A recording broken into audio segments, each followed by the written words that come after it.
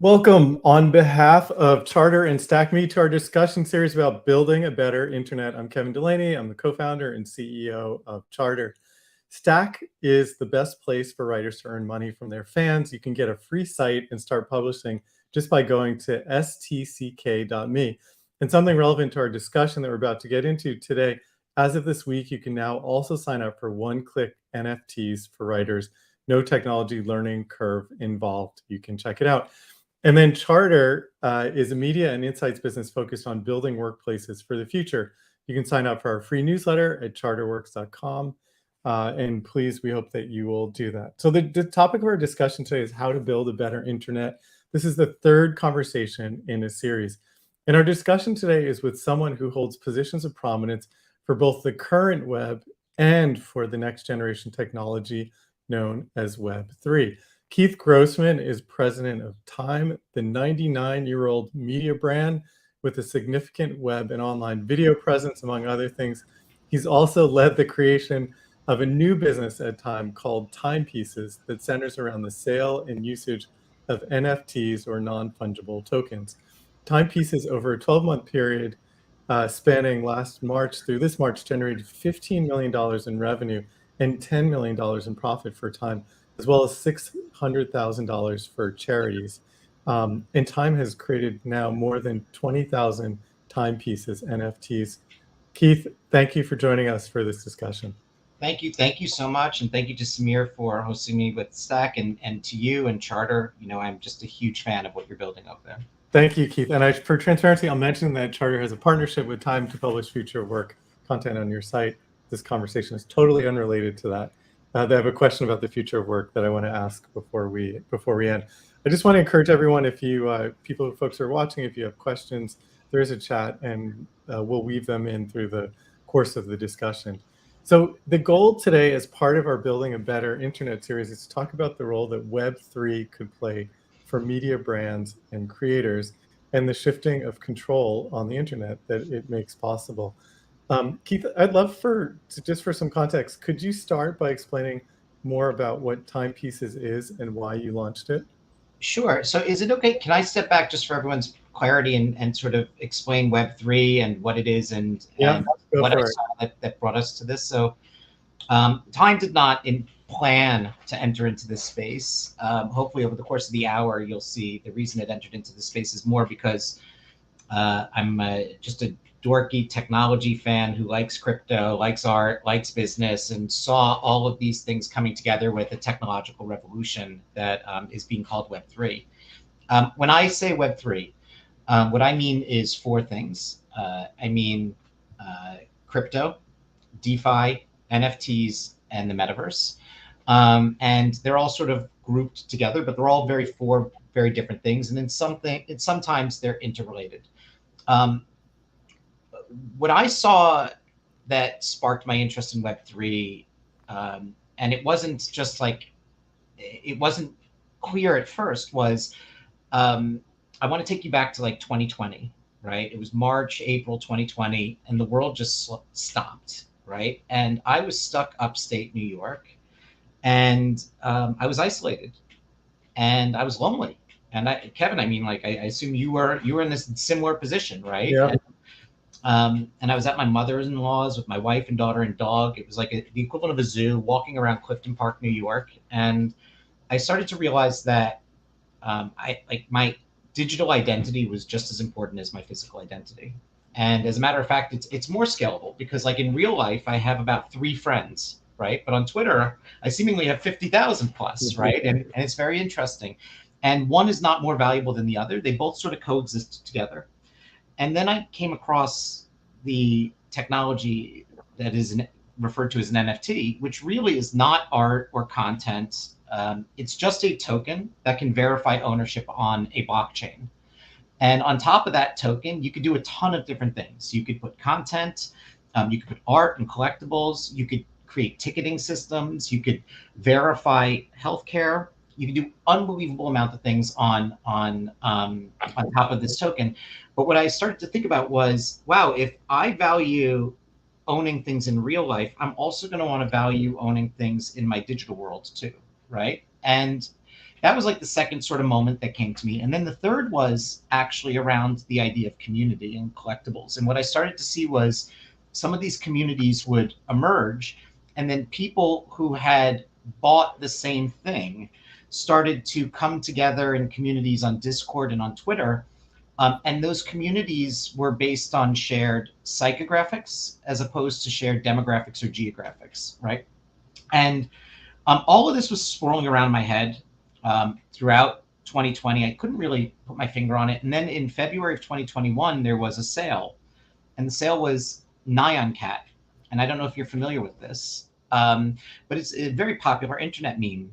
And it sold for, I think it was like $560,000. And our owner, Mark Benioff, said to me, did you see this? He just said a very simple thing. Did you see this? And I looked at it and I said, oh my God, we could do this. And nobody understood. I said, just, does everyone understand why a cat with the body of a Pop-Tart, essentially farting a rainbow, excuse my language, just sold for $500,000? And everyone looked at me with blank faces. I said, please let me run with this, right? Trust me on this one. And what I saw at that moment was that the cover of Time, whether people wanted to believe it or not, in that red border, that iconic red border, has been an analog meme for about 99 years, right? And think about that, right? You go back to any cover at any point, right? Here, I'll take one right now and show you, right, that I have within arm's reach.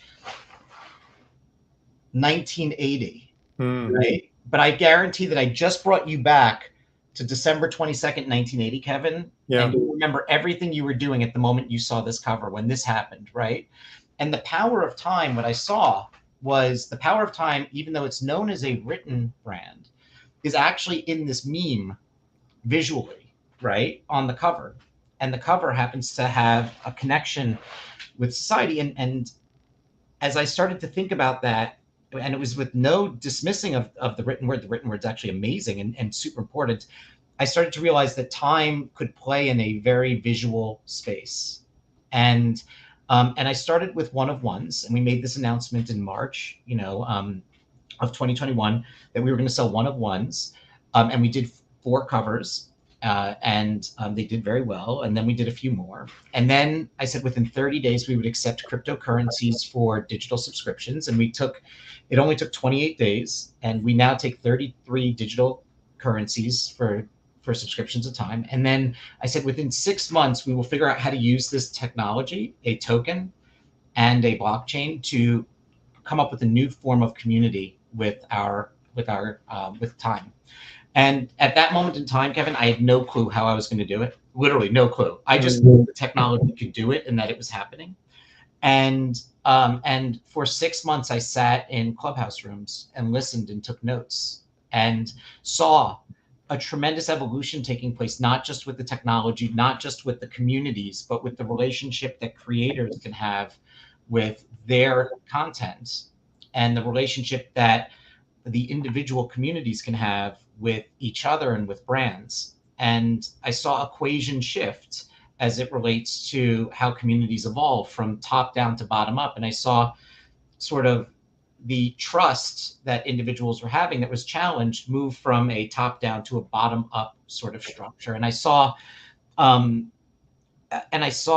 it a new form of economic success that creatives could have with the advent of a smart contract. And all of that sort of led to the thinking behind the launch of Timepieces. And so that is a very long-winded answer to what is Timepieces. Timepieces is Time's Web3 community. We partner with artists, and it exists currently on Discord and on Twitter, and directs back into the site. And it's about 50,000 people, and it's a values-based community. How would you describe, when you say it's a values-based community, how would you describe the values? Sure. So, there's a lot to be said about, the NFT space today. And I think that the NFT space prior to maybe this crypto winter had really strongly divided itself into 2 distinct communities. And they both were very good for the space's evolution in the beginning, even though there was mania, which we could talk about. But, one is a greed-based community and the other is a values-based community. And when I say values-based community, what I mean is like we literally do not discuss what I would say is floor price of the NFTs ever. We don't discuss trading. We don't discuss value as it relates to monetary return. What we do discuss and rally the community around is inclusivity, optimism, the freedom to provide constructive feedback that we will take and evolve with, and what we call a hashtag give first mentality, right? And um, what I mean by that is like we nonstop from our moderators reinforce those values. We reinforce them every week in our weekly time hall. We reward our community members who exemplify those values, and we ban people who do not have those values, right? So, as much as there's a wonderful sort of democratic openness of Web3, right? Like our community is an inclusive, optimistic community.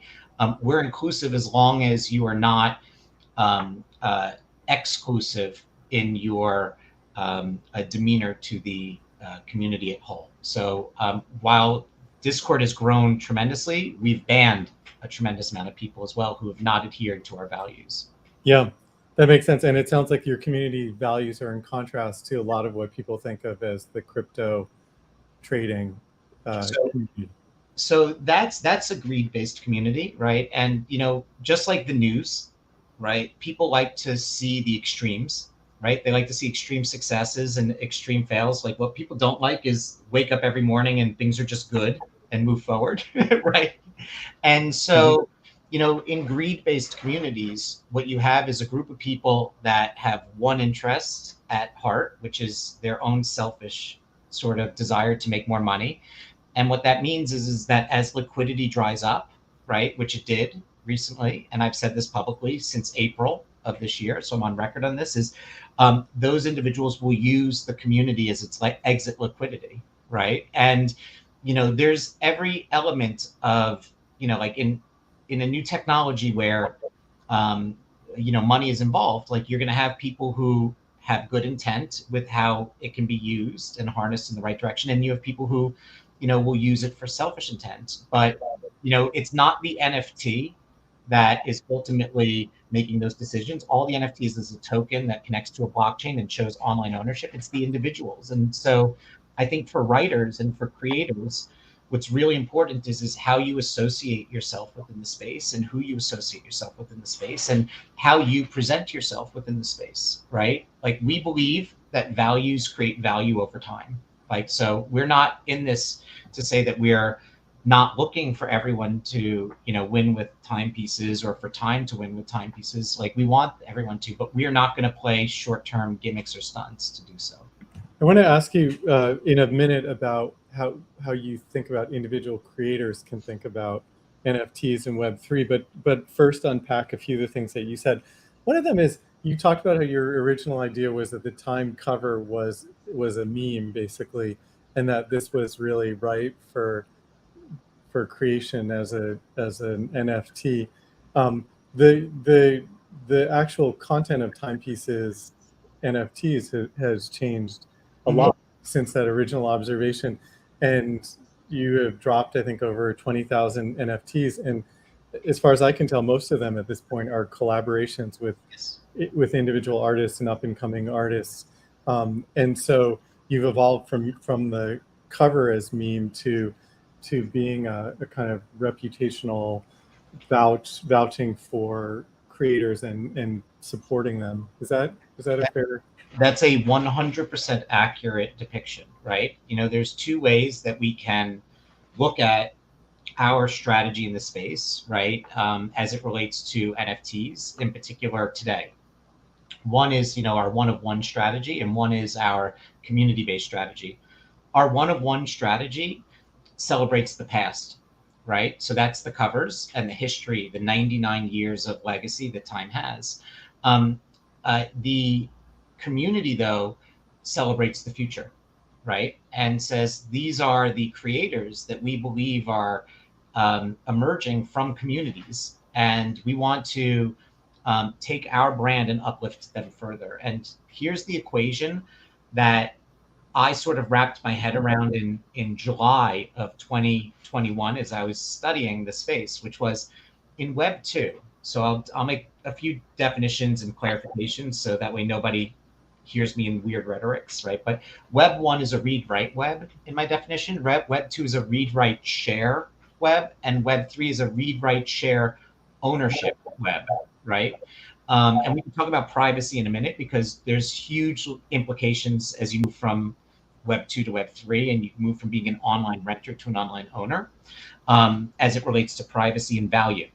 But what I noticed in Web 2 was that the formula for success in Web 2 was brand hires a creator who attracts an audience. So like, I'm going to break that down for a second. Like, I mean, like I'll use Time as a great example. So Time hires Ian Bremmer, who writes a great piece on foreign policy, and then people search for it or come to time.com. They see it's Ian Bremmer, they see it's Time, and they read it, and then they go.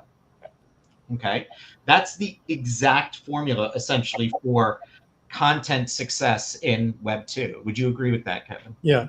Right. So in Web 3, what you find in the community-based aspects of Web 3, where we're playing today, is the formula for success is actually community uplifts a creator, and then the brand comes in and uplifts the creator further, uses its platform to actually elevate it further, validating the creator that's been validated by the community. And by validating that creator, you're validating the community. The community comes around and says, I like this brand for validating my belief system or my creator, right? And so it's completely inverted, except for the creator who remains in the middle, right? And the problem for some creators that they should see is that it's not an either or. You can actually go and play both games today. You don't have to choose Web 3 or Web 2, right? And we play, I think, a Web 2.5 game, and we can talk about that as well. But the creator, for their entire career, have been looking this way. And now for the first time ever, they can look this way and they can look this way, right? And so what we did when we moved into the community-based initiative with timepieces is we really looked for signals from the community as to who are the creators that they support and believe in. And these are amazing creators that, by the way, are selling at Christie's and Sotheby's today, or at Bonhams today, or Phillips today for a tremendous amount of money. But these are amazing creators that we say, you know, these are people who we want to associate with our brand. And these are people like Kath Simard, like Drift, like Fuck Render, like Victor Mascara, Beige. And what started with 38 creators in September of last year turned into 89 creators as of today. And they're all visual artists, right, Keith? They're all visual artists, with the exception of Timberland, who is a music producer, right? And we did a drop with him, a musical drop with him, and also we did a drop with Andrew Wang, who's a writer, as we were experimenting with, you know, like, what is the potential for the written word, right? This is a very easy space to be able to understand how to monetize and how to build off of imagery and videos and audio. But the written word is the thing that I think about quite a bit. Why don't we go there? Because I think that's a question a lot of us have, and probably a lot of the Stack community has. Seeing the success of visual artists, what is the potential of NFTs for text, for writers, for creators who work primarily with text? I wish, Kevin, that I had like a definitive answer, and like I could tell you sort of where my brain is going with it, and I have not solved it today, and I think about this quite a bit. And my email to anyone who's chimed in is keith@time.com. If you have ideas, like, I welcome all of them, because I think that this is something that I really, really, really want to solve. There are a few ways that I can see it. One is the written word itself does not necessarily have to be the NFT, right? So like the way that you know, you have some of these platforms where they give the tools of access to the writers. You know, what you could do is you could publish a password protected blog on your own site, issue an NFT, and if the consumer has the NFT, unlocks and provides access to the written word on the site, right? So it's a membership approach that you can do. The second is you could do that with Telegram, right, or WhatsApp, and just use something like Collabland, and instead of even having to worry about like building a website, you could literally do it within a text messaging app and make it more personal, right? So you could publish your thoughts or your journals or links to things and have chats in those groups. And I think that if you look at something like a Club CPG, which I'm a member of, like they do a really nice job of, creating gated community. The third is if you look at the poetry NFTs, they're beginning to have some success. But I haven't seen written words in the long form have a tremendous amount of success. We published the first ever decentralized magazine on the blockchain, which was an interactive issue of Time that Vitalik Buterin, the founder of Ethereum, was on. But that's more of a collectible in my mind than it is a new medium, right? But the challenge I would give people, and this is why I'm not so set that like we have the answer just yet, is with all new technologies and evolutions, the solution tends to always be in the beginning, how does the consumer behave today, and how can I apply that similar behavior to this new technology? And I just don't buy that that's how people are going to continue to consume content. And just in full disclosure, I am a huge, gigantic believer in the written word, and a huge, firm believer in long form journalism too, right? And so I think that there is a place for it. I think that evergreen content will probably have more success in the short term than commoditized content, which would have to move towards a membership model. But it is an area that I would not dismiss if I was a writer, because the way in which you can capture revenue for your work evolves in Web3 in a really meaningful manner. And I would not dismiss it based on any confusion you might see in the marketplace today. Keith, you would think that like one of the analogs for written word for collectibles is the first edition. So the first edition of a book, for example, is something that has like great value, and you could imagine an NFT equivalent with a limited edition of a specific work.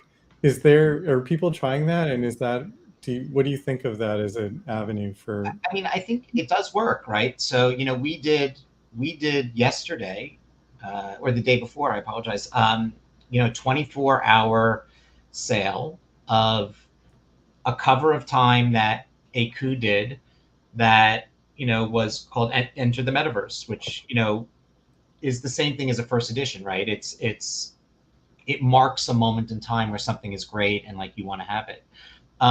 What's really important, and I think I would just caution is, if you play the game of how do the next 100 million consumers enter into the space, right? Like I could tell you definitively the next 100 million consumers are coming in mass, right? And what's going to happen is a lot of friction is going to exit the space as players like MasterCard and Visa and MoonPay and PayPal all continue to make it easier on the front end. And people over the next 2, 3, 4 years will stop saying even the word NFT, the same way that you and I no longer say what our chips are in our computers, right? You don't say, I have a Pentium, I have a 486, I have a 14.4 BPS modem. You did at one point, right?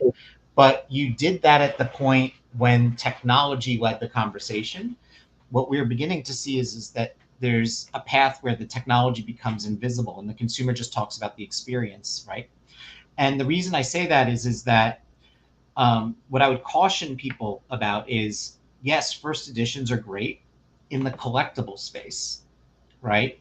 But the space is bigger than collectibles, and the next 100 million people are not going to come in through collectibles. They're going to come in through sort of the token verifying ownership for things like tickets or memberships or unlocking access to things, right? And that doesn't mean that the collectible community is going to go away either, right? It will still emerge. But if I was a writer today, I would think about how to utilize the membership aspect and the ability to humanize yourself to a group of people. One of the most powerful things I've seen in this space in the past year is that the barriers between collectors and creators are essentially removed. And all of a sudden, people have like a real relationship with individuals, right? And I mean, Kevin, like I've loved your work personally, like when you were at Quartz for years. And, in full disclosure, the one of the co-founders of Charter is someone who's very close to me and worked with Kevin. And so I was a fan. There's a huge difference between reading your work and knowing you as a human being, right? Um, and I think that what Web3 does provide a lot of people, if you take advantage of it, is as a creator, getting to know your community or humanizing yourself more, which then makes your work more valuable, in my opinion, to the community. It's really interesting. So basically what you're saying for individual creators at this point, there is the creators who are text-based. Let's stay on that for a minute. There's an opportunity that's collectible. So it's the equivalent of a first edition like you've done with this latest issue of Time and the metaverse issue and the other blockchain one. But there's also an opportunity to issue tokens, which are effectively membership in a community that allows people to access your writing. There have been some experiments, haven't there, with communities that are basically collections of writers, and there's one of them, I'm blanking on the name. Was it Crystal or one of the... I know that there have been, right? Yeah. And, I know that there, I think Ben Mesrick, who has done a really nice job of as a writer, still creating the analog experience, creating the Web 2 experience, and also entering into the Web 3 experience. And he does it with his books, right? And, creates limited editions and whatnot. But I do think in that vein, right? Like if you think about what's the value of the written word, for me personally, it's taking the text and sort of absorbing it into your brain, right? And like I said to my daughter yesterday, and this is a total tangent. I have an 8-year-old daughter. Her name's Ellie, and I said to her yesterday, as she was cleaning out to donate some of the books in her room, I said, "Have you read every book in this room?" And she said, "Yes." And I said, "Isn't it cool that every book in this room is now in your brain?"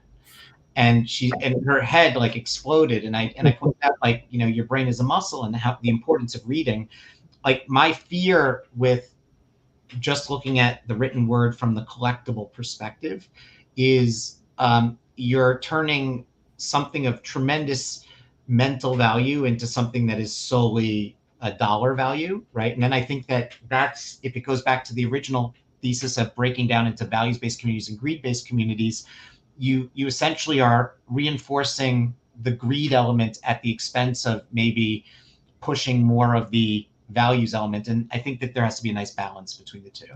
Could you imagine Time elevating individual written creators in the community in the way that you have with visual creators? It sounds like that might be part of your vision for a next chapter. Yeah, I mean, the challenge we have really is one of when you move into the written word, right? In the image sphere, you can look very simply at sort of the aesthetics of the work, the individual, the creator, what their belief system is, do their values align with you, right? When you move into the written word, the thing that will very much be important as we explore this area, and it's definitely something that we talk about internally quite a bit, is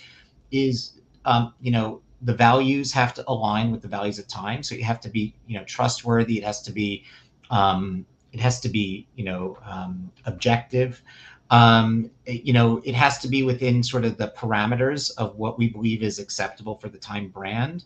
But yeah, I mean, like I don't foresee a scenario where if we can make sure that quality is not compromised, as we've done with, the imagery world, and the music world and the audio world and the video world, then we would 100% enter into it. And I think that there's a real opportunity to show, writers that you can have a viable path forward. And like, I allude to this a few times, but if it's okay, I'd love to sort of just explain what I mean by this. Yeah.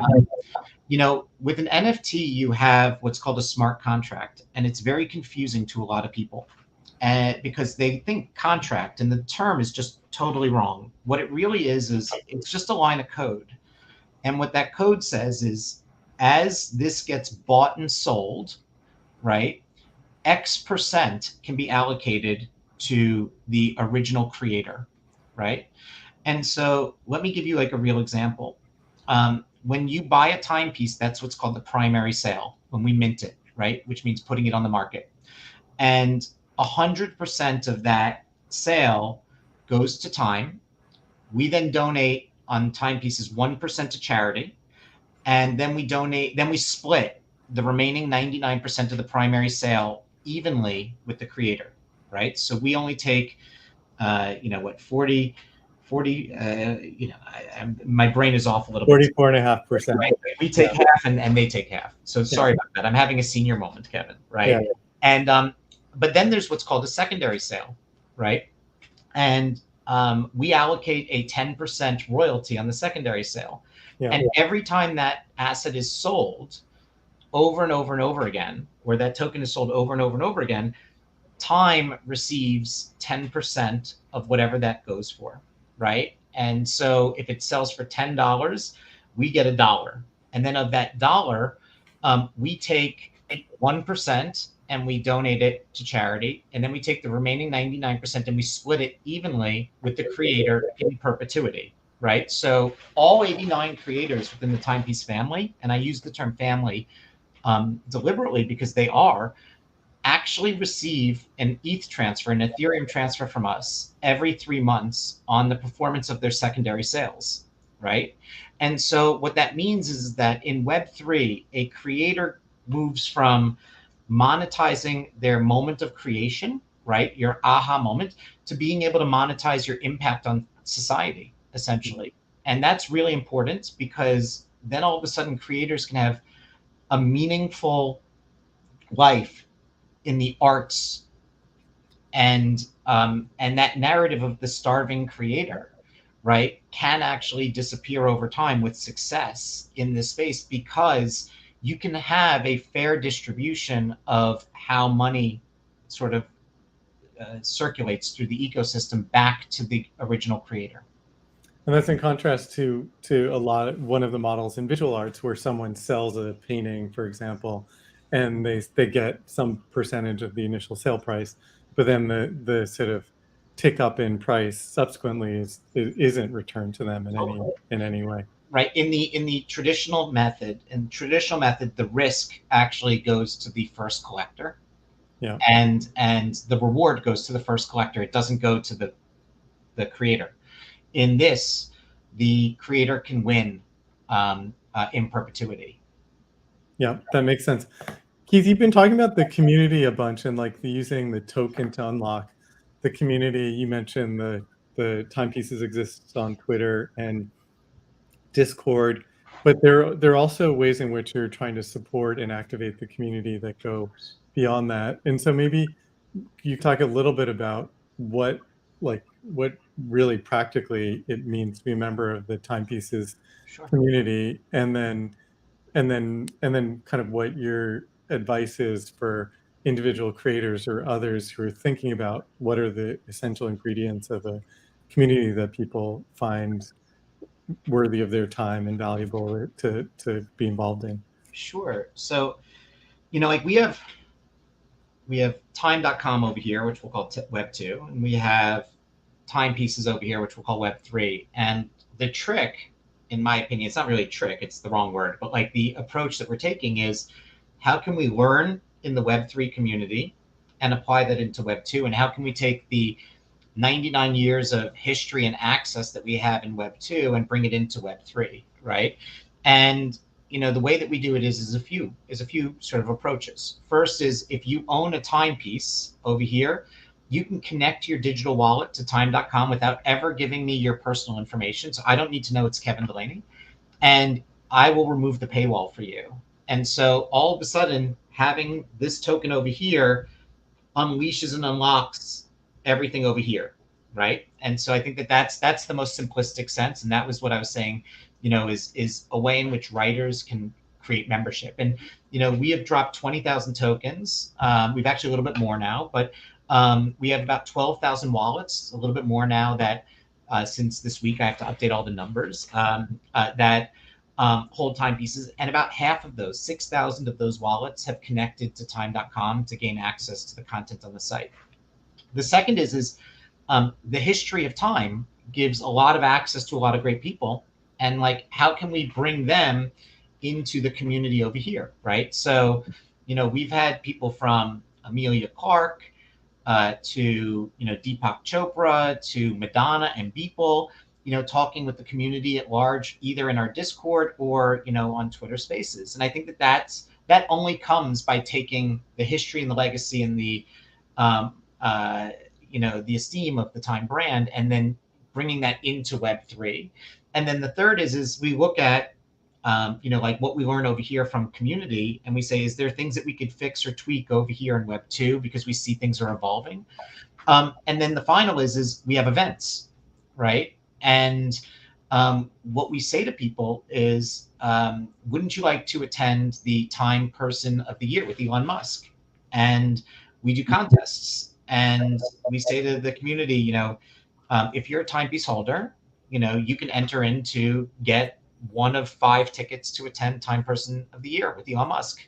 And we've seen that thousands of people within the community are willing to enter into those contests. And the only way we could do it is by taking the Web3 sort of world and then bringing it into our sort of Web2 and more analog sort of experiences. So we always make sure that we are using the strengths of all of them to play back and forth against each other. What's striking listening to you talk about this are basically 2 shifts from Web to Web3, and one of them is going from a group of customers to a community of enthusiasts around a shared image, and the other one is around the change in the structural economics of web, which is in terms of content consumption has been big kind of gatekeepers, whether it's Facebook or search engines like Google or big media brands that effectively they're monetizing the attention of the users, and they're in an arbitrage situation with the content creators who can attract that attention. And so it's a lot to lump together, but like one thing I've been really interested to hear you talk about before is the power of enthusiasts. And you may not know exactly where this is going to go for Time in the next 99 years, but it's a pretty powerful thing to have a relationship with individuals around interest and enthusiasm, as opposed to someone, and to be really sort of admittedly dismissive of it, but someone who flips through a Time magazine, print magazine in their dentist's office. Like, it's a pretty different relationship. You bring up an amazingly important point. You actually bring up like tons of points. I'm glad we have 21 minutes left. A lot to unpack. Dive in, please. The first is most people do not distinguish between audiences and communities. Okay. Yeah. And that is a huge differentiator. An audience shows up and leaves. Okay. That's it. Right. They show up for one moment and leave. And they can show up for the magazine in the dentist's office, as you say, and then they go home and their day continues on.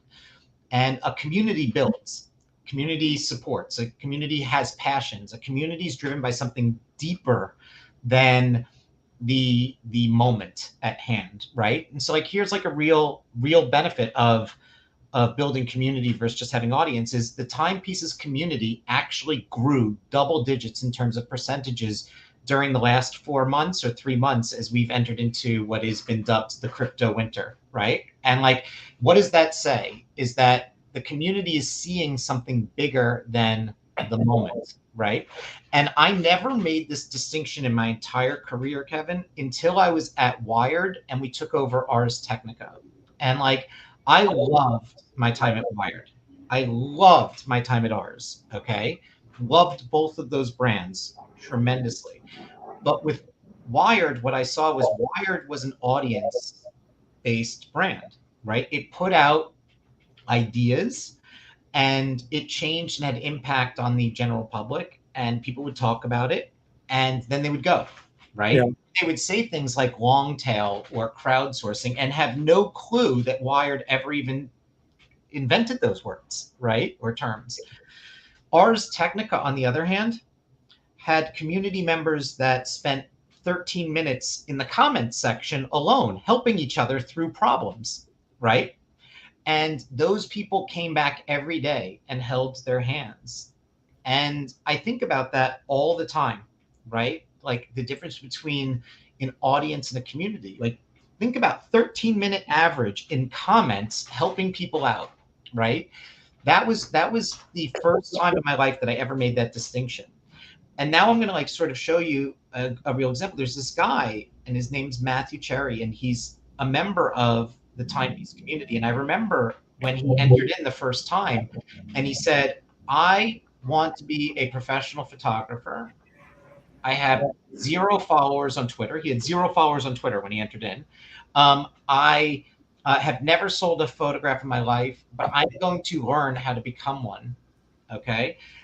Today, he's sold numerous pieces to numerous collectors. He has 5,000 followers. And what he did was he went into the timepieces community, and then he went into the photo community within the timepieces community. So it's not one. He went into a specific passion, and he started to just talk to all the photographers and started to ask them what works, what doesn't work, how do you position yourself, how do you sell, how do you do this, how do you do that, what type of camera do you use, like how do you take these type of angles, how do you adjust light a certain way, how do I price myself, how do I market myself. And the community helped him through it, and now he's successful in his own right as a photographer with 5,000 followers. And that might seem small compared to Time's 19 million followers, but this was literally 7 months ago. And then if you go on, and his Twitter handle, I believe, is Matthew the First. If you go on, he's always supporting Time and timepieces, right? And promoting it because he's seen how the community has helped him personally. And he wants to make sure that he's pushing that out to others. And like, that's not something, like, you can't build a community at scale, right? You could build what I would say is a ecosystem that supports values at scale, but like where the communities really occur is you bring people into the ecosystem that stands for something, and then you have sub communities that align their passions. So some people love photography, and some people love line drawings, and some people love, animation, right? And some people just want to talk about tech, right? And like, you have to just identify where your communities are and how to tap into those.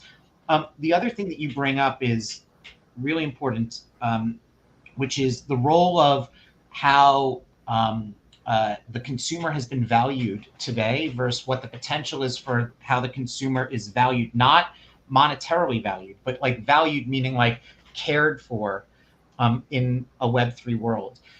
Today in Web2, you exist online as a renter. And what Web3 sort of moves towards is the ability for the individual to exist online as an owner. Okay.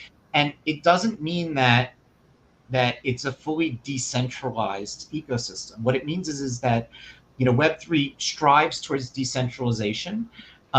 It doesn't strive towards trustlessness. It strives towards shifting trust from being top down, where you have to trust the actors at the top, to bottom up, where the technology can verify sort of that XYZ has happened. But the most important aspect, I think, is this shift in privacy that occurs when you move from Web 1 to Web 2 to Web 3, right? So in Web 1, privacy is a nobody owns anything privacy. It was just a mess. You went online, nobody knew how to track, nobody knew what to look at. Web 2, where you exist as a renter, they, meaning all the platforms or the biggest players in the game, own you. Okay, don't kid yourself. If you're on Facebook, they know more about you and what you're doing than you know about you and what you're doing, and you know that they know, right? Yeah. But you exist on that platform so that way you can communicate to others. And the reason they don't charge you is because you are the product, right? When you move into Web3, when you own an NFT and you enter into a community, it provides you with the opportunity where you own you. Now, what that means is like, I don't know who these 50,000 people are in the timepiece community, right? I know who they are when they self-identify, and I know who they are through what their like wallet addresses, right? But like knowing that your wallet FXCYXQQRB is meaningless at the end of the day. And so what it means is that the relationship that a company or a brand has to have with its consumer is it has to say to the consumer, if I want to know that it's Kevin Delaney, right? I have to give you something that you want in return for your personal information. Whereas right now, I don't have to give you anything in return for your personal information, right? Because I can get it like that.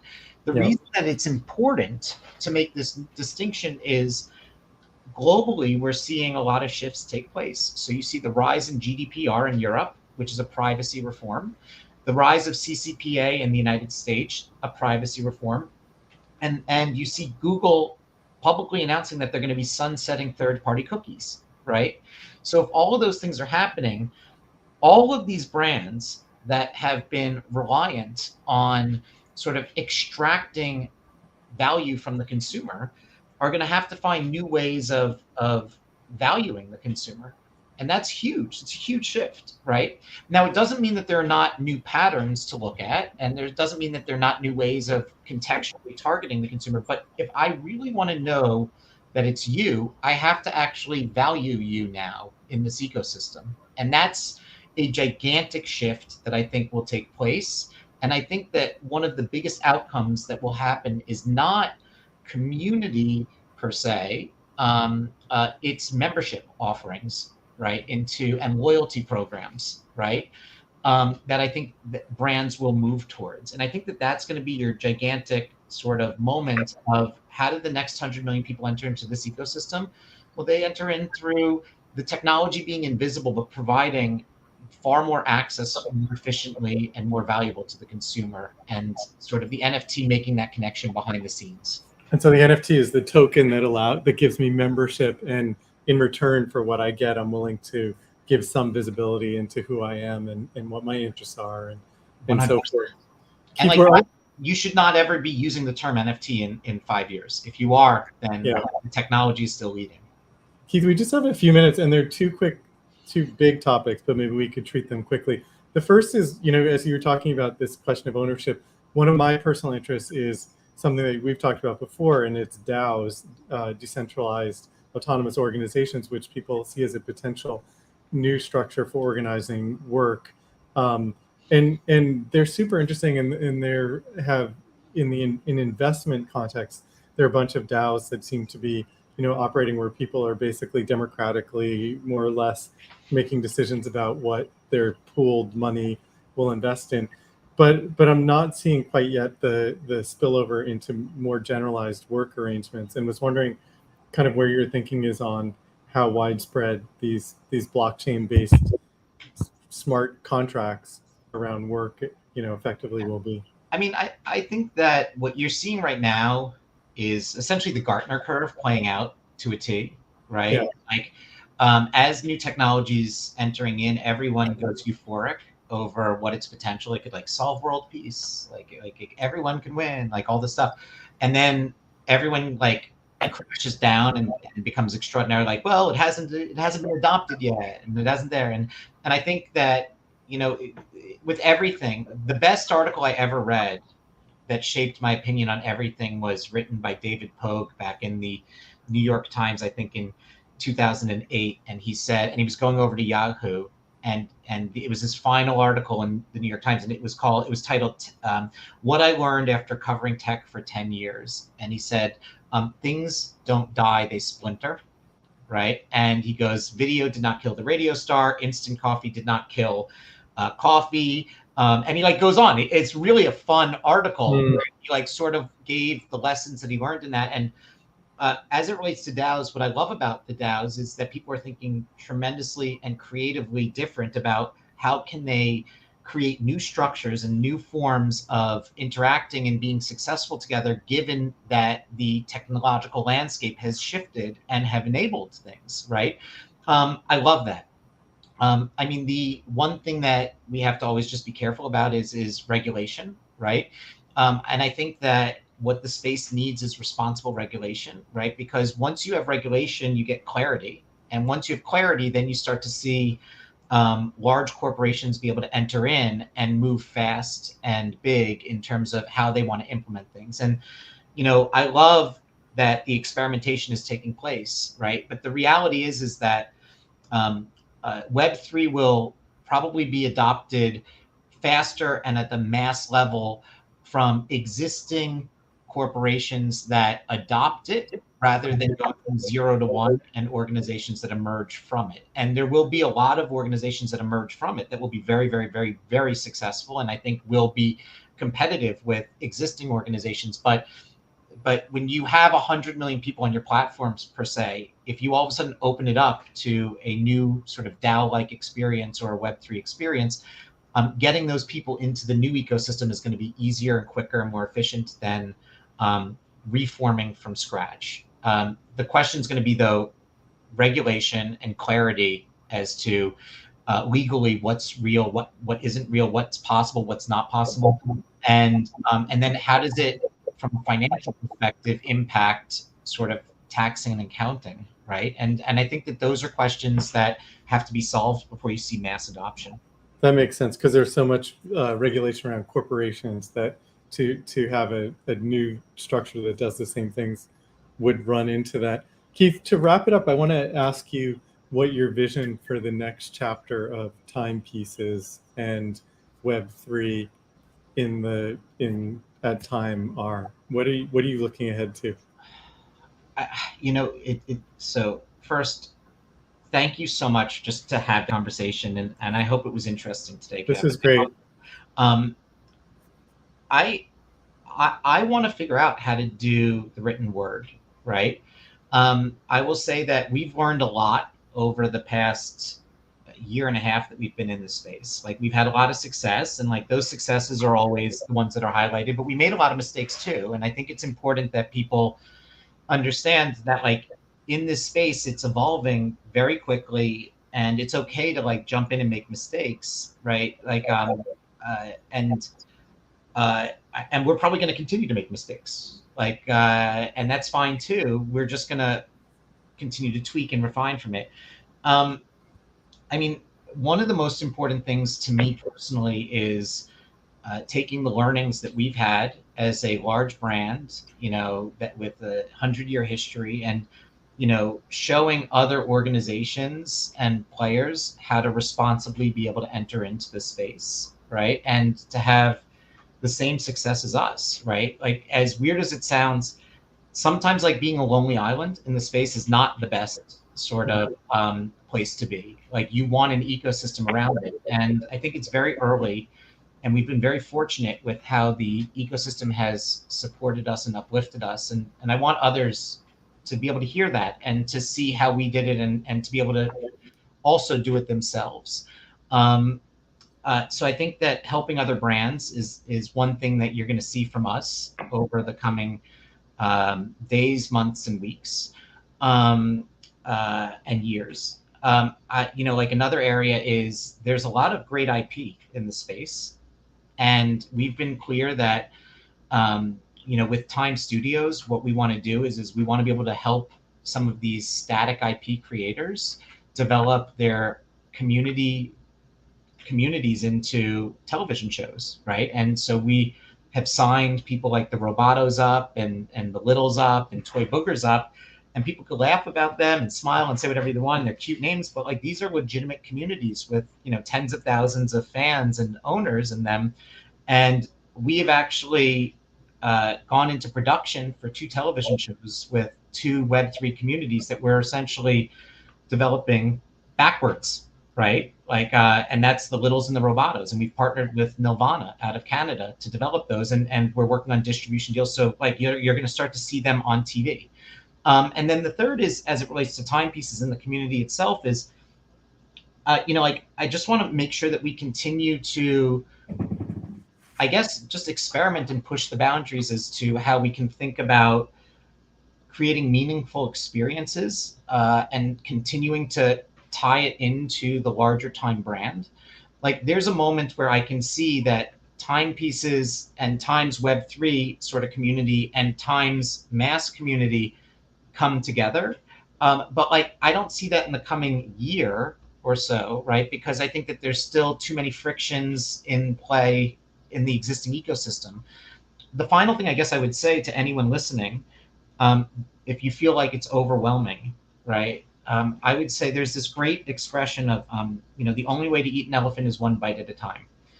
And my invitation to anyone here would be, go into the Timepieces Discord, introduce yourself, like see what it's like, just to interact with people. Don't buy any NFT. Don't worry about it.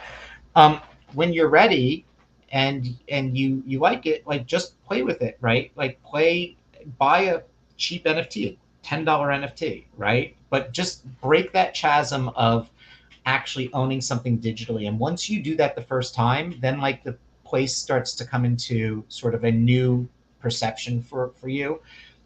And if you don't want to do that, no worries. I would say just keep an open mind and watch the space continue to get easier and easier and easier for you to enter into before you don't even realize that an NFT is somewhere behind the scenes just making the connections. But that's the ultimate sort of North Star for where this goes.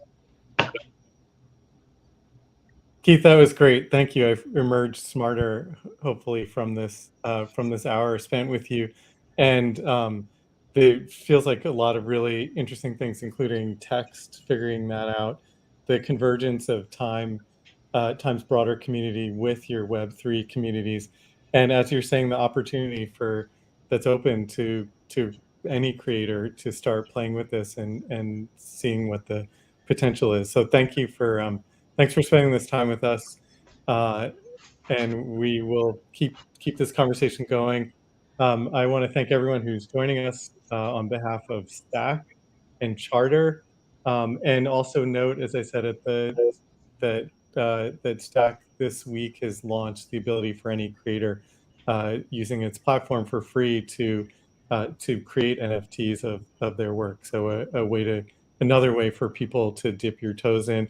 And as I mentioned, Charter is a future of work organization, and you can find us at charterworks.com. So Keith, thank you again. Have a great rest of your day, and thank you everybody else for joining us. Have a great one, Kevin. Okay.